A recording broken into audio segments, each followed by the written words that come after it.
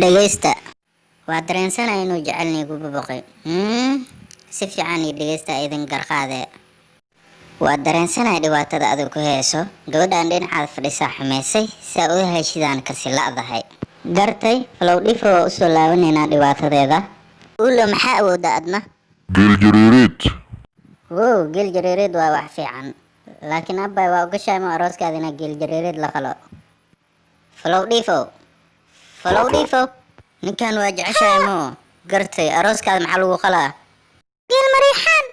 falow dhifo walaale wax jira sheeg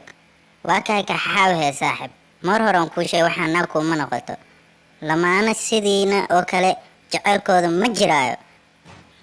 fiiri lamaana gabadhan gabar ka fiican maaleelaa adiga iyo asiga wax jira matiin jaceylkan camal noqda haddii kaleeta moo iska dhaafa meesha ka baxa